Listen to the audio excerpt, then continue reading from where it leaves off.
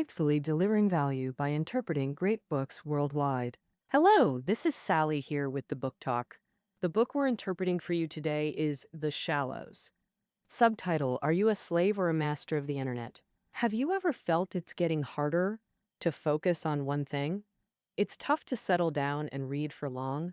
After just a few minutes, you can't resist pulling out your phone to scroll through Weibo or WeChat. It feels comforting.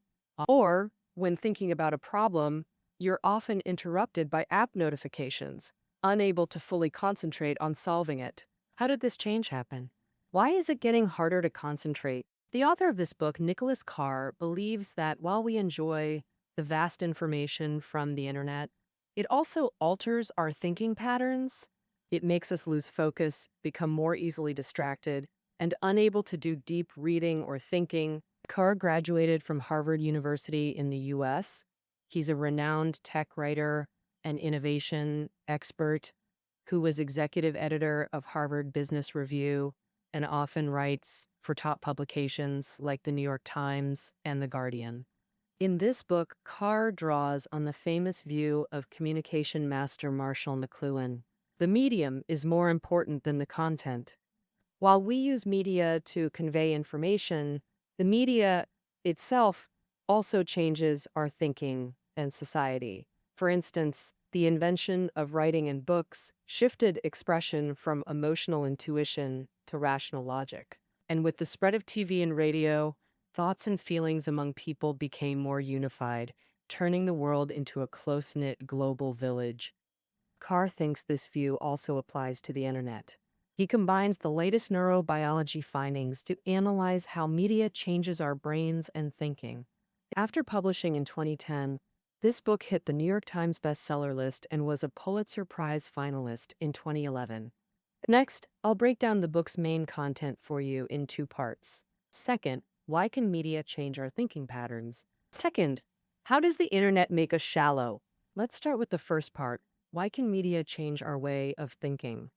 To explain this, we must first understand how the brain works when people act and think. The brain is the biological basis of thought.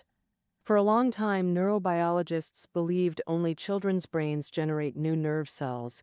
These cells combine to form neural circuits that handle specific tasks. Around age 20, brain development stops, and no new nerve cells are produced. Over time, nerve cells gradually die off, leading to issues like declining memory and comprehension.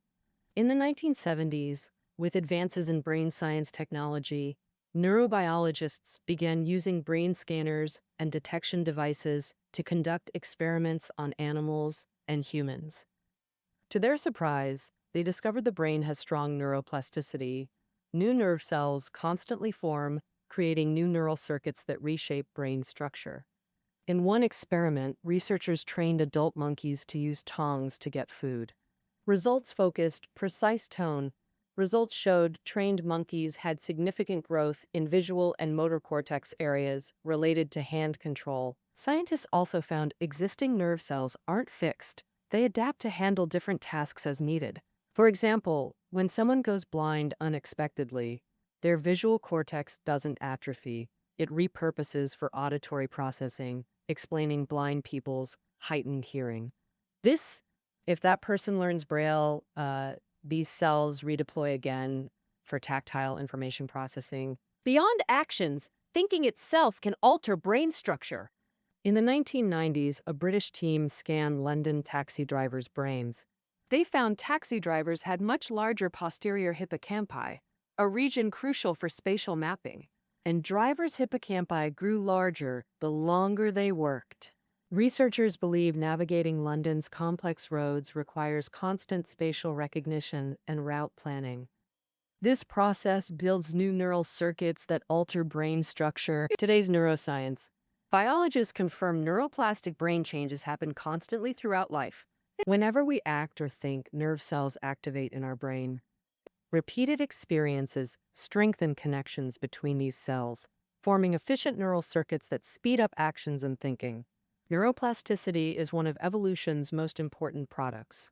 It allows the brain to transcend genetic limitations, developing new skills to adapt to changing environments and personal needs. This sounds wonderful, but neuroplasticity is a double-edged sword. It gives our brains flexibility, but can also trap us in rigid behaviors. In other words, neuroplasticity isn't the same as resilience. Once the brain establishes new neural circuits, we crave to keep them activated, repeating specific behaviors and thoughts. Meanwhile, less used neural circuits gradually fade, with their nerve cells reassigned to other tasks. But this new state might not be what we want. As Pasquale Leon, a top neuroscientist at Harvard Medical School, said, neuroplasticity isn't just for development and learning. It can also cause pathologies like depression and OCD. And the more patients focus on irrational thoughts, the worse their depression and compulsions become, creating an inescapable vicious cycle. Moreover, addictions like alcoholism, smoking, or drugs create dependency through chemical-induced neural circuits. Neuroplasticity theory provides biological basis for how media changes thinking patterns. The author notes humans always invent tools to extend capabilities, like telescopes for seeing farther. Cars let us move faster. Among these, some technologies specifically aim to expand our mental capacity. The author calls these intellectual technologies, from books and newspapers to TV, phones, and the internet. Using these technologies shapes how we discover, store, and interpret information, strengthening specific neural circuits. Other circuits weaken and fade, forming media-specific thinking patterns. For example, before writing, people communicated orally. Knowledge was limited to what the brain could remember. To boost efficiency, people developed rhythmic language structures. Oral traditions, archives, laws, literature spread through chanted poetry. The Homeric epics were oral compositions by ancient Greek poet Homer, recorded in writing long after their creation. With limited information capacity in oral traditions, emotional depth was prioritized over logical precision. And later, with writing's emergence and movable types invention, people gradually entered literate culture. Under literate culture's influence, information processing speed and depth significantly improved. Previously, information intake speed equaled speech pace. Early in literate culture, many struggled with visual text recognition, relying on reading aloud for comprehension. As books spread and grammar standardized, people gradually developed silent reading skills. Neuroplasticity drives this transformation. Developmental psychologist Marianne Wolf's research shows skilled readers develop specialized visual cortex circuits for rapid text recognition, boosting information absorption. Moreover, reading demands sustained focus on static objects. Evolutionarily, this is counterintuitive. Our brains naturally tend toward distraction, constantly shifting attention. It's advantageous to monitor surroundings, like spotting sudden tigers or distractions. Reading trains the brain to ignore environmental changes and resist attention-shifting urges, forming focus-enhancing neural circuits. Proficient, focused readers conserve mental energy for deep contemplation. Sustained concentration creates tranquil mental space. Here, people connect book content with personal associations and inferences, deeply grasping authorial intent. This is the deep reading many advocate. In 2009, University of Washington researchers scanned brains during novel reading, finding readers mentally simulate each new scenario by blending textual details with personal experiences. The brain areas active during reading are typically the same ones we use for real-world actions, observing, and thinking.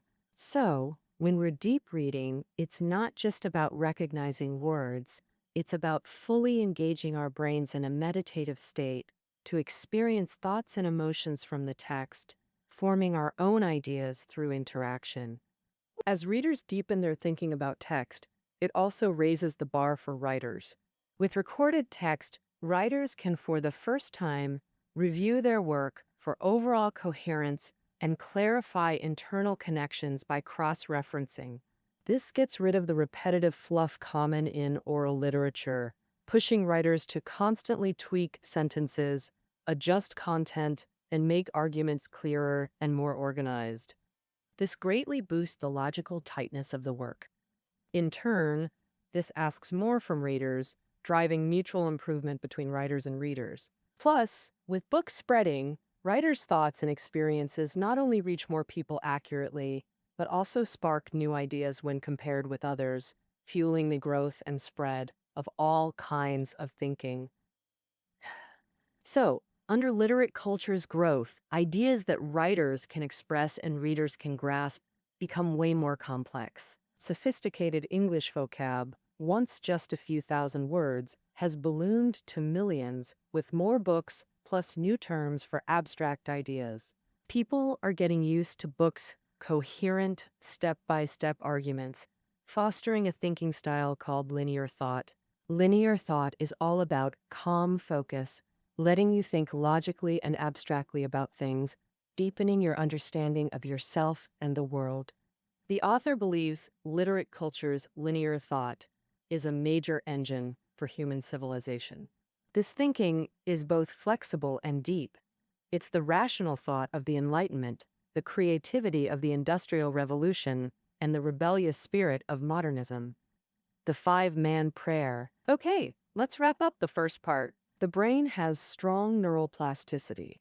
Repeated actions and thoughts form new neural circuits, changing brain structure. When we use media, it also changes our thinking patterns through neuroplasticity. For instance, writing technology cultivated linear thinking focused on deep thought, advancing human civilization.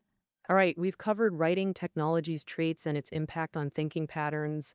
Now for part two, how the internet affects our thinking and makes us shallow. The author argues the internet does the opposite of writing.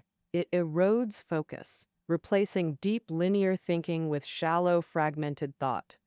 As a medium, the internet has four key features: hyperlinks, multimedia, social elements, and notifications. Let's explore how these affect concentration. First, hyperlinks. Many online articles embed clickable keywords that jump to new pages for deeper context. Superficially, hyperlinks resemble footnotes or annotations in physical books, but the author notes their actual impacts differ completely. Book annotations are brief, restrained supplements that deepen understanding without disrupting thought flow. They don't interrupt the continuity of the current text. Concise distinction, hyperlinks instead lead to entirely new content. Often lengthy, they encourage more reading regardless of relevance to the original article. Search engines amplify this effect. Even without hyperlinks, we can copy-paste keywords to search for more information. Result: deep reading becomes fragmented text hopping, destroying our focus. One woman described her internet experience like this. When reading Dickens online, her eyes kept darting around. Too many distractions. She'd check Dickens' Wikipedia page, then follow hyperlinks to his other short stories. 20 minutes later, she still hadn't returned to the original novel. The internet's second feature, rich multimedia, like images, videos, audio, also scatters focus. Many believe multimedia enhances understanding and learning better than plain text. That makes some sense. For example, when studying history, photos of events make the content more memorable. But like annotations, multimedia only helps when it's minimal and supplements rather than introduces new content. Otherwise, like hyperlinks, it breaks thought continuity. I imagine reading The Shallows online. When oral culture is discussed, a 10-minute video about Homeric epics pops up. After watching, your mind's full of Homer's life story. Your previous thoughts about media changing thinking get interrupted, making it hard to follow the author's arguments. Plus, much online multimedia is pure clickbait advertising, offering no value beyond distraction. The internet's third feature is social connectivity. While spreading information, it provides discussion platforms. Everything becomes conversation fodder. On Weibo, we repost and reply to news comments.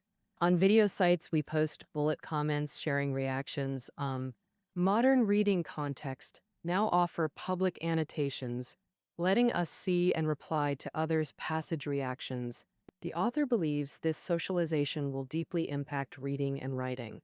Historically, reading was private, a deep cross-temporal dialogue between reader and writer. Writers trusted readers to immerse intellectually and emotionally to grasp their conveyed boundaries. And Thus, writers pushed boundaries, using new vocabulary and syntax to depict nuanced emotions. But the internet shifts focus to social aspects over intellectual or literary value during reading. People increasingly treat reading as conversational material rather than for enlightenment or joy. Since it's conversation fodder, content naturally favors low barriers to entry. So writers abandon innovation for accessible, fragmented writing that doesn't require deep reading. The fourth feature of the internet is automated notifications. In today's mobile internet era, we rely on apps for work and life. Even holding physical books for deep reading, our focus gets shattered by app notifications. WeChat alerts new messages, emails deliver work updates, and news apps push trending stories 24/7. Fear of missing out makes it hard to disable these alerts. Gradually, we lose prolonged focus, developing habits of constant phone checking for updates. Not doing so leaves us unsettled. Collectively, these internet features encourage content hopping. They prioritize information quantity over quality. Limited time spent gathering new information leaves none for deep engagement. Thus, internet conditioning strengthens neural circuits for information scanning, heightening alertness to updates and skinning proficiency. We quickly grasp article gists. Meanwhile, focus and deep reading circuits atrophy, making concentration harder and distraction easier. The author notes this focus loss degrades memory. Our memory has two types, short-term and long-term. Short-term memory holds immediate impressions, thoughts, lasting seconds before fading. Long-term memory stores recollections for days to lifetimes, subconsciously archived and retrieved when needed. Both memory types require synaptic changes for storage. Sciences connect nerve cells. Chemical transmissions form circuits that store memories. Short-term memory alters synaptic states. For example, a nerve cell with 1,300 synaptic connections might have 40% actively signaling others. Storing new short-term memories may activate 50% of synapses, transmitting more information. Long-term memory storage changes synapse quantity, starting with a nerve cell's 1,300 synapses at 40% activation. Forming long-term memories doubles synaptic connections to 2,700 with 60% activation, physically altering brain structure. Focus is key for converting short-term to long-term memories. Experiments show focused thinking triggers brain-wide chain reactions, releasing dopamine, creating new synapses. Repeating this process consolidates short-term into long-term memory, matching real-world experience. Like memorizing texts, deeper focus equals faster retention. But we can't expect one-time mastery. Spaced repetition creates lasting impressions. Distraction or insufficient repetition leads to poor retention. Memorization requires both effort and time investment. Many now advocate outsourcing memory to the internet to free the brain. Clive Thompson, Wired contributor, calls the internet an external brain. He believes we can abandon memorization since information is instantly findable online. This supposedly frees the brain for creative human-centric tasks. New York Times columnist David Brooks adds, "The information age's charm is needing to know less." The internet becomes our cognitive servant, bearing memory's burden. The author counters, this view misunderstands how brains differ from computers. Computers separate storage, hard drive, and processing CPU as independent functions. But human brains integrate memory with learning and comprehension inseparably. Now, these processes are deeply intertwined. Outsourcing memory threatens thinking abilities, personal identity, and cultural foundations. First, about thinking ability. As mentioned earlier, the biological feature of long-term memory is establishing more synaptic connections between nerve cells. During this process, the brain mobilizes related memories to assist consolidation. This helps form rich connections between different memories. Scientists recognize that the subconscious storing long-term memories is also where we learn and comprehend. If memories interconnect subconsciously, forming systematic knowledge structures that yield deeper insights. In other words, if we can't remember, we can't think deeply. For example, input chemical element structures into a computer, It only stores isolated, unrelated elements. But when our brains memorize these structures, they engage deeper thinking, sparking new ideas. Russian chemist Dmitry Mendeleev spent years seeking structural patterns among elements. One day, he dreamed elements arranged in a table. Upon waking, he recorded this dream table, creating the periodic table.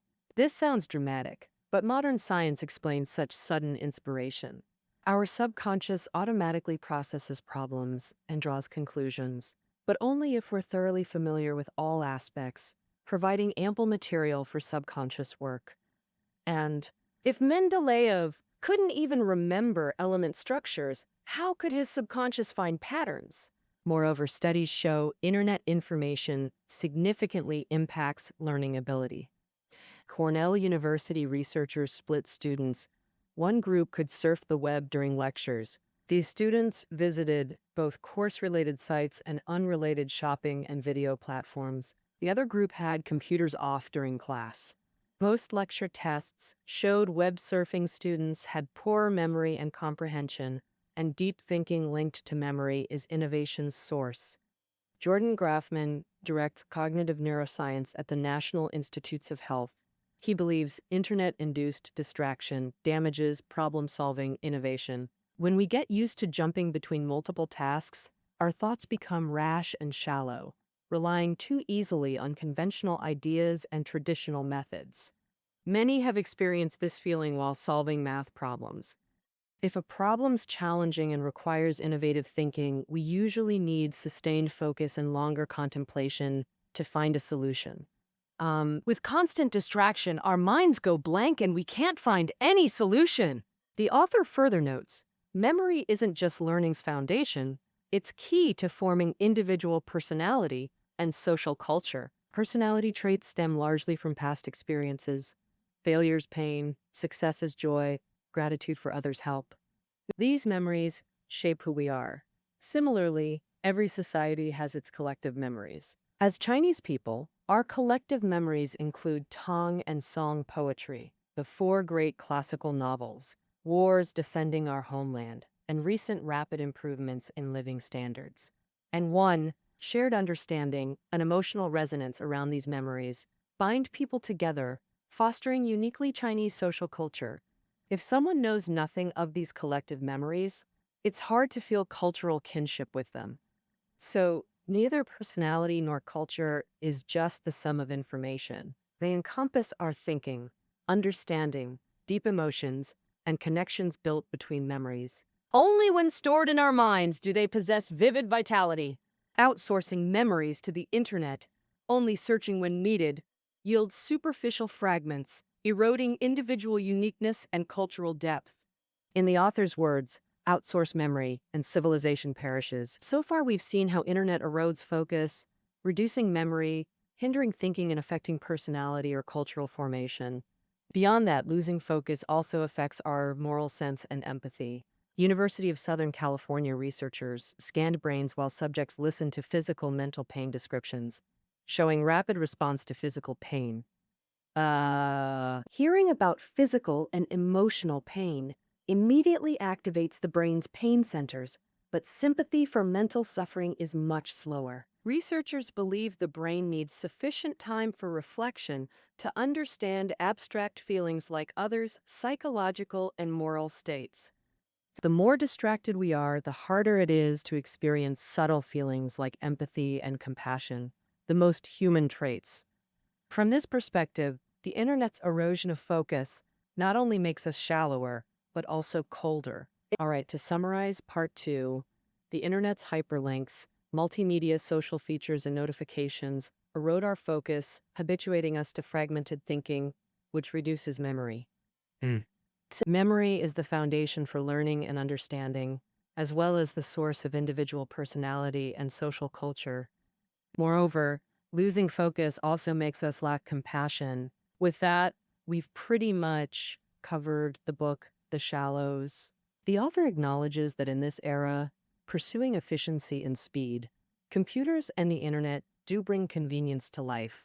But the author worries that as people rely more on computers and the internet, Deep and flexible linear thinking will be replaced by rigid algorithmic patterns, making our thoughts shallow and emotions cold. By then, humans will become mere copies of computers. This future sounds sci-fi, but deserves vigilance and deep reflection from each of us. All right, The Shallows. That concludes our interpretation of this book for you. Reading notes are below the audio. See you next time.